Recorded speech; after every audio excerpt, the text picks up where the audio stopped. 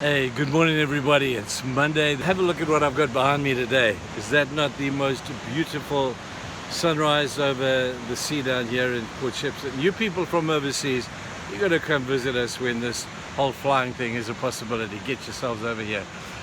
We've been looking in our devotions at that beautiful passage in John 17 where Jesus has this encounter with the rich young ruler. The rich young ruler asks him a good question.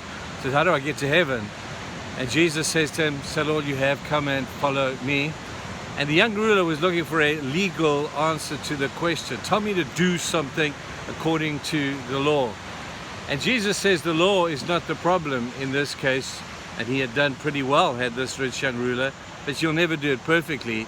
Jesus says his problem was not so much a legal one, but was a problem of love. You see, he loved his stuff more than he loved Jesus. And Jesus has to confront this young man with that particular dilemma. Now, we've been unpacking what this thing called love looks like. When Jesus says one thing is necessary, just one thing, and he's talking about loving God with all of your heart, soul, mind, and strength. What is this one thing that if you do it makes everything else easier or maybe even unnecessary? What is this one thing? What does it look like? And so I would refer you to the two passages we've been looking at. 1 Corinthians 13, obviously great passage on love, and that's our main focus. And then we have Galatians 5, which I would encourage you to go and read. Read it every day.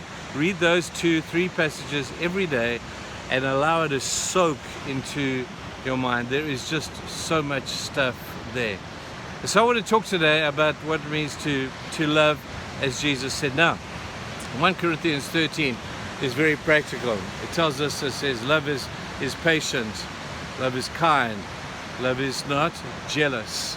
That's our focus today. Love is not jealous. Now, you'll notice that he uses the negatives of the next few what love is not things.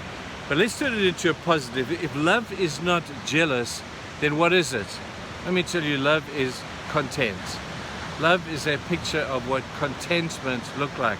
The opposite of jealous is contentment. Now, this world is not a very content place. It breeds discontent within us. Have a look at TV. Advertising bases its whole philosophy on this theory. Create a sense of discontent in you so that you buy the product and you stupidly buy the product thinking that it's going to make you content, but it doesn't. It just feeds your discontent to an even greater extent. So the world is not a place to look to if you want to find contentment. It's a dog-eat-dog world. It's an only tough survive world. It's a rip-off for whatever the cost. It's a stand on people. It's a rat race out there. And so we have to ask ourselves, if this is the environment in which we live, give us a role model of somebody who epitomizes contentment. I have a great one. Now, it's a comparison between King Saul, who was a totally unbridled, ambitious person. He just wanted to be the king. Compare his unbridled ambition with the deep contentment of his young upstart called David. David was the one who killed the giant, didn't have to tell anybody he was the leader. People just knew it. And so Saul, in his discontent, was very angry with David in his contentment.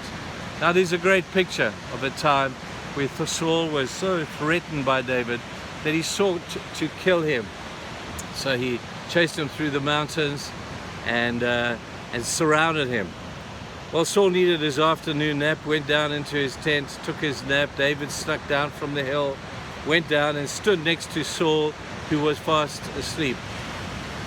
David's general said to King David, said, hey David, now's your time. It would look like God has delivered Saul into your hands. Now's your time to show your ambition. Now's your time to take control. Now's your time to be unbridled in your ambitious desire to be the king. And David yawned and he said, hey, I'm not going to do that. I will not touch God anointed. And so the general said, well, what are you going to do? He said, I'll wait for God's time. I'll wait for God. In God's time, he will make me the king. I don't need to take control. I don't need to seize the day and grab this opportunity. I'm not saying there aren't times that we do need to do that. There indeed are. But David just knew that his contentment was based upon his relationship with the God who knew he had a plan. David knew that he was God's anointed, and he just knew in God's time. Now people, as you think about that today, contentment comes from understanding in God's time. In His time, He will deal with the challenges that you're facing. In His time, the things in your life will happen that need to happen in your life.